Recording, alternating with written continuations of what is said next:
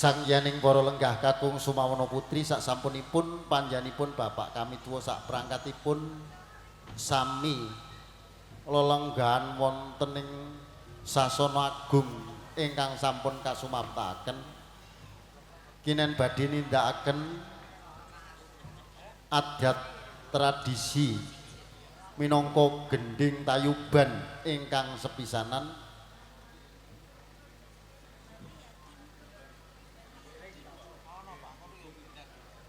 pramila ing titi kalodhangan siang menika Ibu Sriwati badhe nindakaken adat jejiban ingkang sampun kaembanaken dening Ibu Sriwati salah sawijining joget ingkang pinercaya dek rikala semanten dening nenek moyang kita ingkang sampun ngrumiyini kula panjenengan sami pramila ing titi kalodhangan dalu siang menika Ibu Sriwati badhe nindakaken joget kanthi gending eling-eling mubengipun kaping 3 arahipun Jarum Jan.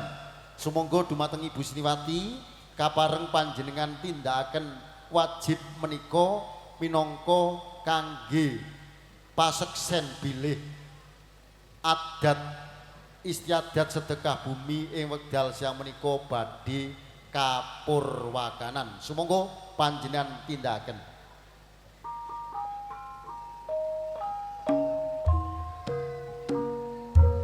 Sedaya Ibu Sriwati nggih.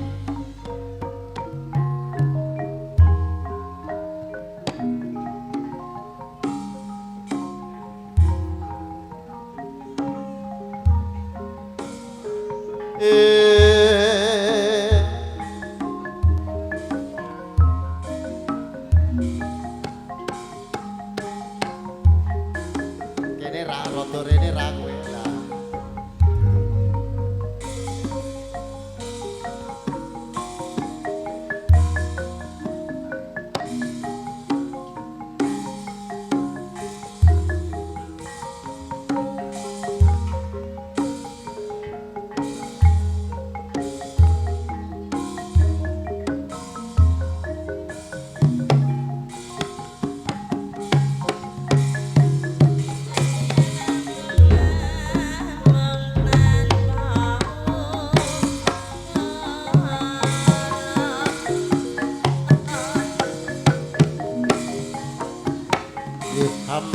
Amit pasang paliman tabib mugi dinebena saking sirik lan sati cinaketaken dhateng ing tawang toa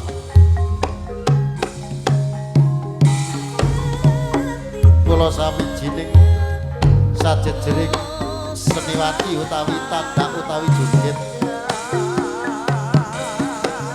titi kalodhangan siang menika kula mundi jawuh saking sedaya masyarakat Desa Ngukinen ngaturaken wajibing seniwati utawi joget kangge mangayu bagya pargian adat sedekah bumi ingkang sampun lumaku mugia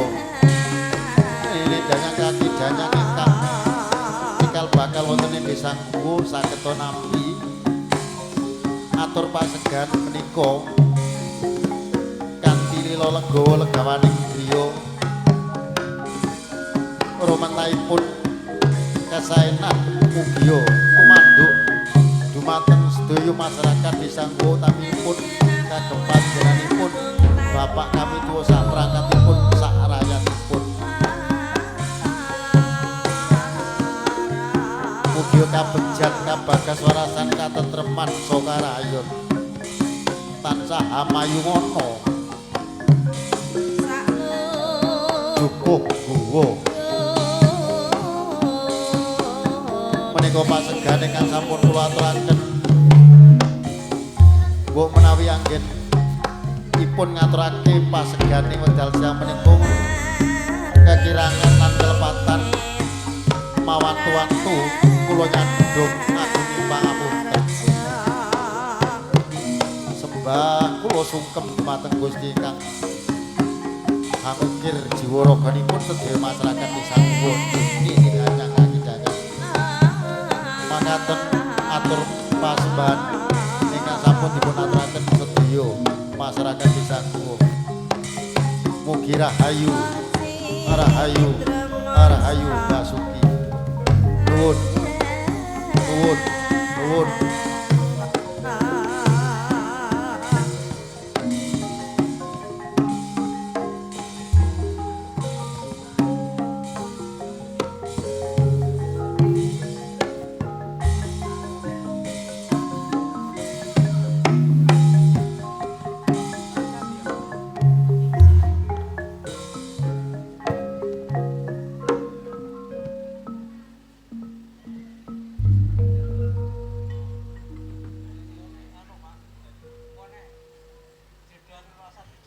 Sampun kapiyarsa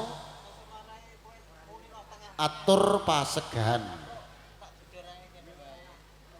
gending eling-eling minangka gending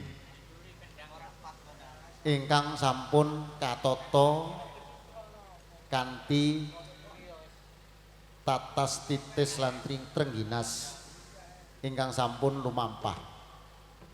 Sang yaning para lenggah kakung Sumawana putri ingkang satuhu bejo mulya ing titi kalodhangan siang menika kangge marwakani adicara beksan nun inggih Ibu Siniwati badhe ngaturaken beksan Gambyong sawantawis pramila leledhange Sang Seniwati yen Cinandra saking Mandrawa lir kadya pangkur lomba candrani.